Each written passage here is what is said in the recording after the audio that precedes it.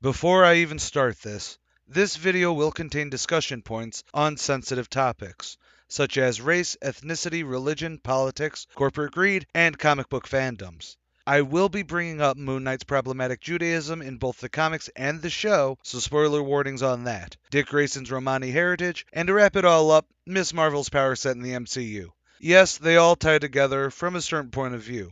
More importantly than anything I say, though, any marginalized part of society that takes offense to something is valid, regardless of context or discourse thereupon. That means that even one Jew who felt that there was an issue with the Moon Knight portrayal in the MCU is valid and is not wrong in feeling how they feel. This video is mostly a discourse and a discussion, and I am not trying to speak over the voices that matter more than me, because it is ultimately their culture, race, creed, ethnicity, religion, etc. that is being either misrepresented, poorly represented, or outright buried.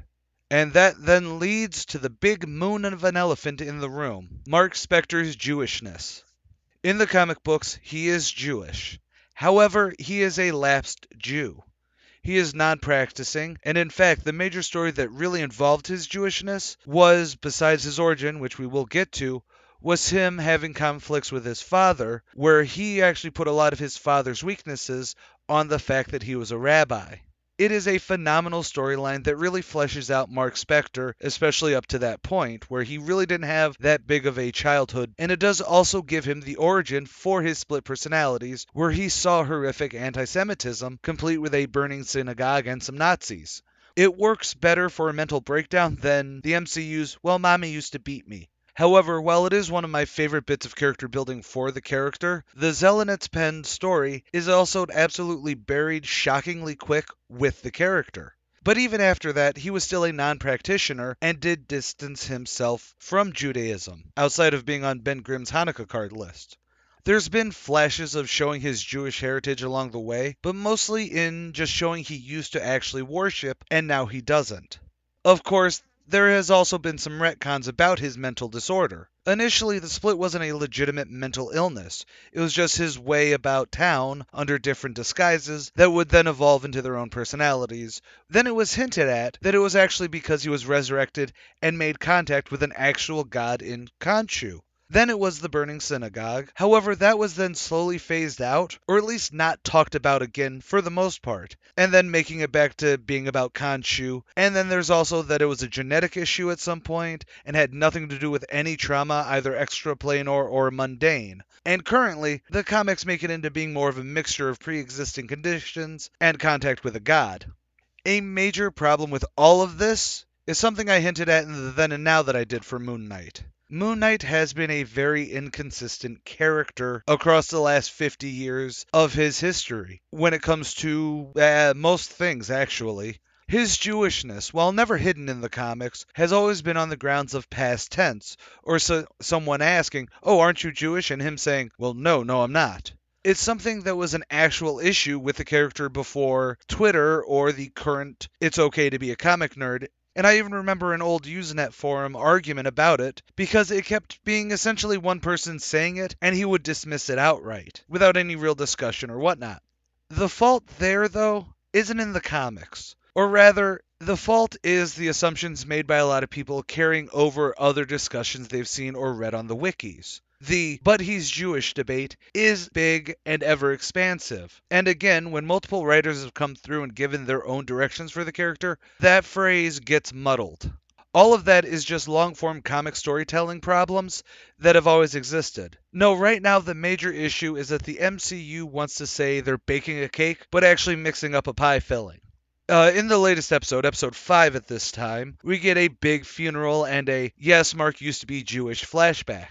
On paper, it's actually really good. And if you know nothing about sitting Sheva or how Jewish customs are, it's not that big of a problem. But when breaking it down from a Jewish point of view, it's window dressing that addresses a disrespect to the culture.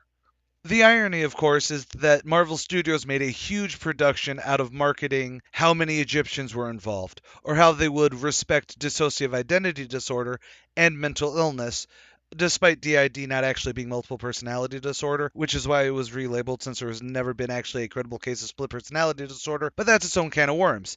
They, however, kept quiet about how many Jews were going to be on staff. They said that they would totally keep him Jewish, but never said anything about how it would be handled.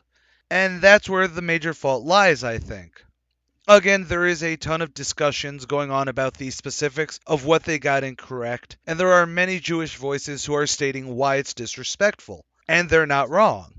Feeling disrespected is valid and can't exactly be considered inaccurate because the second you feel disrespected, that is on your feelings and you're not wrong about how you feel. The black community would be up in arms if they had Bushman like he was in the comics. Because, yeah, it is insensitive to essentially anyone who doesn't think of Africans as tribal barbaric people. The only, however, I would say would be that a lot of people are using the comics to back the but he's Jewish. That is inaccurate to a point, mostly because of context. Now, you can say that they need to actually make that major storyline between him and his dad into a legit part of the character, because that is a major character beat in his history, and that is completely fair. But he is non practicing and actively dismisses any statement of him being Jewish in the comic books. That's what happens when your character is wrapped up being the Fist of Khonshu. It's more complicated than any wiki entry or even my Then and Now video can truly describe. Even strictly seeing the script for the issues in question wouldn't give the same gravitas as seeing it completed. But in any of that rambling, the point is that the MCU is a clean slate. Any of the issues with the characters over the last 50 years can, and should have been, able to be ironed out. However, the MCU focused on a somewhat inconsequential part to, air quote, correct, because it sounds better on the press release. Rather than focusing on the Jewish voice, this should be an underlying current for this series, especially in changing the character as it has. It focused on here's a lot of Egyptians on production, or here's how we're totally not going to be insensitive to the mentally ill. Egyptian representation is not inherently a bad thing, and the director actually has done a good job. But this isn't Gods of Egypt. This is Moon Knight. No, he doesn't have to be white, but Khonshu is a plot device to tell the story about Mark Spector. Yes, sometimes Khonshu is a real god that really interacts with Mark on a daily basis. Other times it's a question of if Khonshu is speaking is actually part of his psychosis, and other times Khonshu is locked away by the Asgardians because he tried to kill everyone. The story isn't about Egypt or Egyptian mythology. And again, while it is great to show representation that they didn't want to disrespect Egyptian mythology, it's a fictionalized version of the mythology. Obviously, I don't mean that the mythology itself is fiction. I mean that ultimately, Khonshu and the mythology is filtered through Mark Spector. A unique and cultural perspective is great and shows they'll be respectful of a religion no longer practiced in Egypt. But then you hurt the characters who drive the story being adapted by focusing away from a huge part of him, and arguably the character. Yes, I've gotten into this argument online more than just with Moon Knight. Pretty much any adaptation where they decide we just want the name recognition and throw everything else out. And I admit that Twitter is the worst spot to discuss anything because it's rarely actually a discussion, since it's very much the definition of tribalism. Particularly when you can't give an explanation or statement beyond 280 characters. And it was a lot worse when it was only 140 characters. In a hypothetical, you can make Mark Spector as a character without him being Jewish and not really change how the character comes out. I don't mean that in a negative way, mind you. Jewish representation, particularly from a big company that famously has an owner oftentimes portrayed as anti-Semitic, or in an industry that really doesn't like bringing Jews in unless they're the butt of the joke, or it's another, hey, remember World War II kind of period piece. A character like Mark Spector, while it can be argued, and rightly so, that his origin is so rooted in Judaism and anti-Semitism and the Holocaust that he has to be Jewish, doesn't need to be Jewish for the story that the MCU is telling right now. But he does need to be Jewish because, as every headline was saying when it was announced, he's the MCU's first Jewish hero. Except he's not. Oh, there's window dressing for it, but again, his split personality is because his mommy beat him. His rabbi dad doesn't know how to properly sit Shiva. Any growth between the two is very much not a discussion on religion as in the comics, and even Mark's brutality is not rooted in seeing such human atrocities. The reason for it, though, I will argue, is not anti-Semitism, as many people have said. I know it very well could be, because there is a history of Hollywood being this way, and as the lead of the directing team, and someone who's very involved in the creation of this, Mohammed Diab is Egyptian, and let's be clear, after the creation of Israel, there really haven't been that many Jews in Egypt. I believe in 2017 there were 10. So it could be argued that his focus was on the Egyptian elements, which is why there's little to no care on the Jewish elements. No, it's not directly anti-Semitism, but more cultural ignorance. And remember, ignorance is not a bad word. A lot of times it is used poorly, but a lack of knowledge doesn't inherently mean a hatred or a negative outlook, just a blind spot in knowing. Jeremy Slater, though, the showrunner, head writer, and executive producer, absolutely knew that Jewishness was going to be a major factor and chose to shrug it to the side. Even though he even said, oh, the character's not familiar with major audiences, so we can actually cherry pick the coolest elements. While it's not intrinsic, again debatable, and I'd lose the debate in a head-to-head because representation and what it means to a Jew reading is weighted more than what it means to me, a Buddhist who has a Jewish stepmother. One of the coolest elements of the character was the arguments about religion and spirituality, and what it means to the individual, or the means that seeing the violence of the masses can make an individual become as violent, if not more. Hell, if we're cherry picking just cool elements, just go straight Bendis and make his split personalities Spider-Man, Wolverine, and Captain America. No, just like when Kevin Feige said that they needed Peter Parker as Spider-Man in Civil War because Peter Parker had so many cool high school stories to tell, and then just name swapped most of Miles Morales' school life, it's because of marketability and money. General audiences, especially when it comes to the mouthful product, doesn't want heavy content. No, I'm not saying the MCU is bad. Nor am I saying that the DCEU is better or anything like that. I'm saying that that is the flaw of the MCU's given style right now. Stephen Grant in the comics is a playboy millionaire, but that was too Batman-y, so he got changed. His history as a character was too harsh, so he's not someone who helped massacre people as a mercenary. That got changed too. His character in the comics would not sell as an MCU product, so they had to change it all. And yes, they changed like 99% of this character. And that's where I think it's worse than if they decided to actually cut his Jewish heritage at all. Yes, cutting it would have meant erasure of a Jewish character, which is par for the course in Hollywood, and it is terrible. But by doing it the way they have, it's far more disrespectful because it shows a lack of care and indifference to what they want. And of course, the fact that episode 5, the episode that has a lot of showing that he's, air quote, still totally rooted in Judaism, that people are still talking about how terribly disrespectful it was to Judaism, aired on the Jewish Day of Remembrance of the Holocaust. No, I'm not going to try and pronounce it because I barely adequate at English. That just adds insult to an insult. This actually reminds me of the Dick Grayson is Romani argument that's gotten more traction since they kind of erased it from the comics or just dropped any reference of it after the New 52. Except somehow the MCU did it worse. See, Dick Grayson was given a Romani heritage because he's from the circus. That's it. He was traveling folk, so therefore he had to be Romani. And I wish I was kidding. And after that, no writer ever really elevated it to being something worth talking about or caring about or a piece of information that mattered. And most of them don't even reference it at all. It became such a non-point to the character that no one even knows about it until people started complaining when they took it out or dared to consider him, air quote, not exactly white. This then breeds the question of if erasure is better than poor representation. To simplify it even more, is it better to have a token Jew who shouts l'chaim whenever he drinks, but doesn't show any other trait other than he has a big nose and talks like Woody Allen? Or better to not have a Jew at all? That's a question that can only be answered by the individual, though, because it's not necessarily rhetorical, but it is based on the individual, because there will be those that side that any representation is better than no representation. Me personally, I take the credit approach.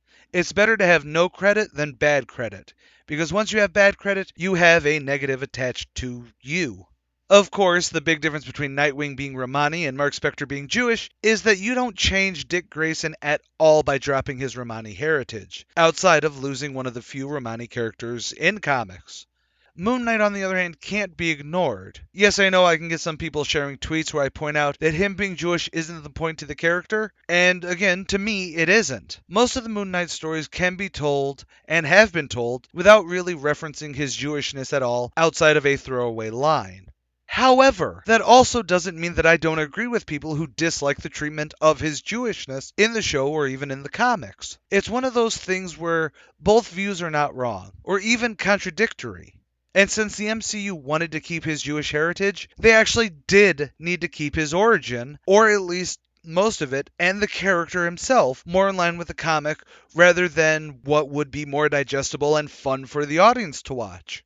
Just to make another point on where we see a lot of MCU's failings when it comes to adaptation, or at least handling of characters compared to handling their marketability, we have Miss Marvel, the new show slated for some time. In the trailer, they focus heavily on the fact that Kamala Khan is Muslim. However, they've also changed the character away from being an Inhuman, assumably because the Inhuman putsch fizzled faster than my hairline.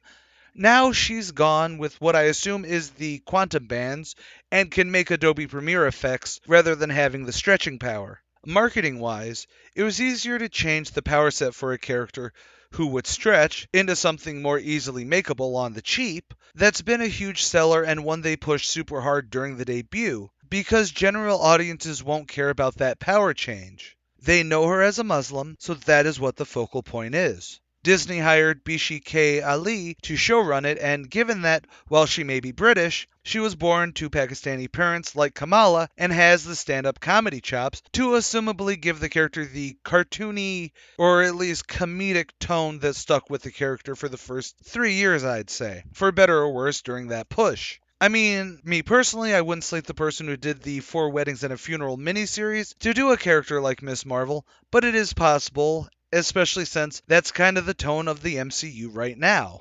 See, Disney made sure to get someone who they can market to showrun it, similar to how they made sure to focus away from Jeremy Slater as the showrunner on Moon Knight and put the spotlight on Mohammed Daib for their marketing on. Again, that's not detracting any good work that he or Bishi K. Ali has done, but it shows where the headspace lies within the MCU and Mouseville as a whole. It's not about representation, or even about quality of representation. It is about the marketing and the drive to get as many eyes on the product, no matter what, for better or worse. I know people who have rewatched this episode and sharing the Moon Knight hashtag to complain about it. We live in a world where engagement, any engagement, is what's best for the corporate business. Yes, this is a heck of a rant to boil down, essentially to say that representation matters so much in today's climate that poor depictions deserve to be acknowledged but also confronted. No, poor depictions are not inherently racist, sexist, anti-Semitic, or anything like that. To me, there needs to be an active hate involved. The gray area that many people don't know how to talk about, which is why they always go for an us or them or a good or evil mentality, doesn't stem from hate. It stems from laziness, indifference, or, more importantly, ignorance. Now, technically, none of those three things are inherently bad. Laziness and indifference are unfortunate, but not inherently bad. However, the worst thing right now isn't even ignorance, it's willful ignorance. Ignorance is just a lack of information or knowledge. Willful ignorance is wanting to plug your ears so that you don't get the information. I know I'll get some comments and discussion points about the fact that I shouldn't even make this video or have a say because I'm not Jewish. I wasn't raised in this society, so I can't properly or adequately express why the MCU did such a bad job.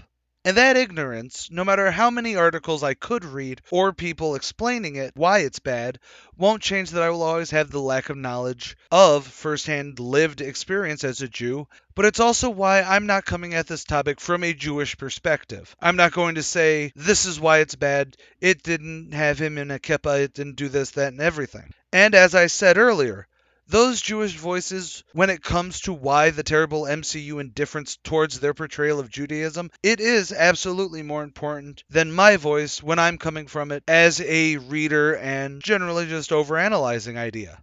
Willful ignorance is the number one problem universally. Online, those that want to ignore certain things to prove their point, and yes, I'll get some people who say I'm doing that by not doing specific examples of how the MCU screwed up. Again, there's more learned persons than I who have talked about this, such as rabbis, both Orthodoxy and Hasidic. Seeing what they say about a product that reflects them is how you gain knowledge and understanding. But this willful ignorance is where the biggest conflicts are happening right now.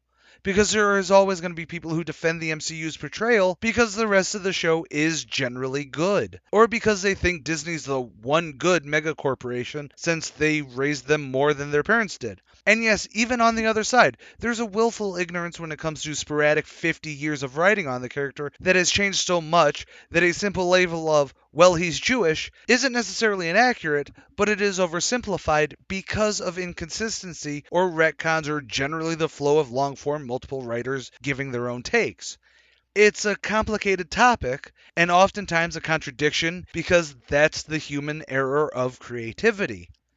Is the MCU version of Moon Knight bad?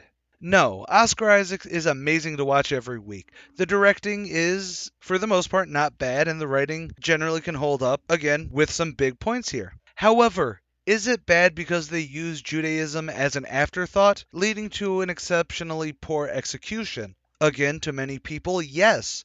Because it's not just this one instance. It symbolizes how Hollywood perpetuates Judaism as not worth being part of the mainstream media. Now, I'm already 5 pages into the script, and I know I've already said enough that's going to get people pissed off at me from all sides, and I accept that. Just remember that this is a discourse and a discussion, not me stating my views as the end-all be-all, because I am one voice out of many, and no two voices have the same exact experiences, knowledge, or understanding of the world. Now, if you even get this far in my video, there's one major thing to remember. Ignorance is removable. Willful ignorance is a collar that will always hold you down from understanding. You cannot understand without knowledge, and without knowing, you can't understand. And with that, I'm AJ the Comic Archivist, burning bridges once again.